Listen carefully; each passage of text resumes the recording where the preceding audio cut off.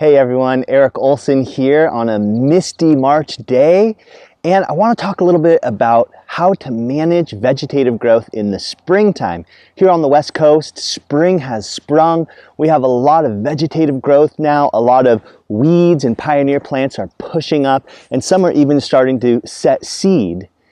Now, in big properties and larger land stewardship scenarios, we might be using grazing, we might be using mowing, we might be using any number of larger vegetation management strategies to cut and mow these seed heads before they actually go to seed. But what about in your intensive garden, your food forest, where you have trees and perennials that are all growing really close together? What are some best practices for managing this vegetation? Well, one thing that might seem counterintuitive for folks is to not actually pull everything up by the roots. Obviously, there are some intensive, opportunistic, or some may call invasive plants that you do want to pull up by the roots. But another way to approach this is to actually think about plants as nutrient pumps. And right now in the springtime, we have this amazing opportunity where a lot of plants are pushing up growth. And if we cut them back right now, we can harvest this biomass to build soil, to create mulch, to make compost. And then these plants are going to grow again as the season continues, and we can cut them back again. So this is exemplifying a principle in permaculture called the problem is the solution, because these plants aren't really a problem at this point. If I let it totally seed out and take over the garden, it might be a problem. But at this point, I consider them nutrient pumps, and there's an opportunity here to harvest this organic matter, to harvest these nutrients now, so that we can constantly be building soil, activating biology in the ground by feeding it organic matter, and get our gardens and our landscapes really pumping. But again, if you have a garden like mine, or a food forest like mine, where you have a lot of perennial plants close together, a lot of fruit trees close together, and some plants you want to keep, some plants you don't, how do you manage that growth? So I have this little hand sickle here. There's all kinds of different hand sickles that you can get. They're pretty inexpensive. I think this one costs maybe $10. And so I'm going to show you what I do in and around my highly diverse, highly intensive forest garden. So I just take my hand sickle here.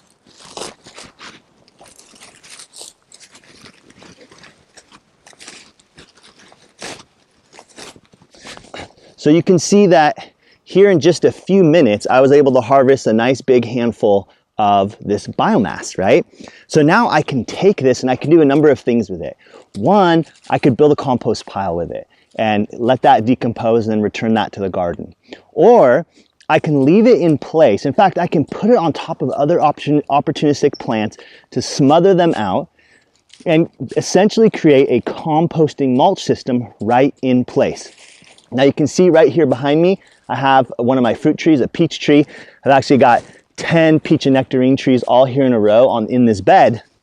So what I'll be doing is I'll be going through this whole bed, harvesting tons of biomass, and then piling them up around the base of each tree. Now, not right against the trunk, because that can cause root rot issues and the rest, but about 18 inches away from the trunk, I'll be making piles of this organic matter as a composting mulch system, harvested right here in the same bed it was growing. So I'm keeping all the mineral and nutrients right where I harvested them, building soil, and I'm managing my vegetation. So one of the things that happens is, as we get down to some of the lower layers,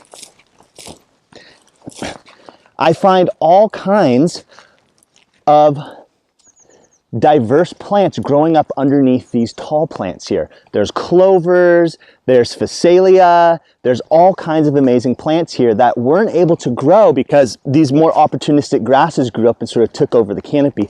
So multiple things are happening. I'm harvesting biomass that I can use for compost and mulch. I'm creating space for the next underlayer of plants to grow up through, the ones that have more wildflowers and are more desirable. And then I'm building compost and building mulch to support my system. Let's check out a few other examples of nutrient pumps that we can harvest in our garden this springtime. So here you can see I have some fava beans right here behind me, and they're flowering right now. Fava beans are an amazing cover crop. They're a nitrogen fixing legume. They're edible, they grow readily, they sprout from seed readily.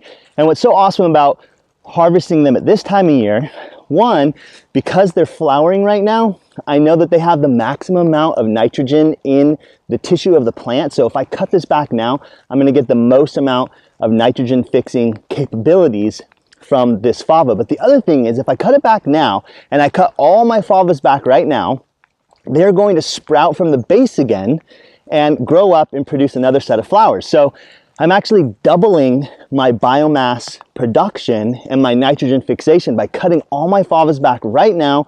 And then, because it's only March, spring is just hitting, they're gonna grow back with vigor and we're gonna get another layer. And that's why I call these nutrient pumps, because we can harvest like this and use this to build compost, to build soil, to create mulch, but then it's growing again. So we're literally pumping nutrients, pumping nitrogen, pumping organic matter into the soil. This is one of the beauties of springtime. If we manage our vegetation appropriately, we can be building soil at an incredibly fast rate, prepping for that dry summer. Here in California, we have dry summers. We want to get as much organic matter in the soil, as much mulch layers as we can, so that we can go through the summer in a drought tolerant way. So thanks again for tuning in. Go ahead and leave a comment here down below. Let me know what you think. If you have any questions or any comments, I'll see you next time. Thanks a lot.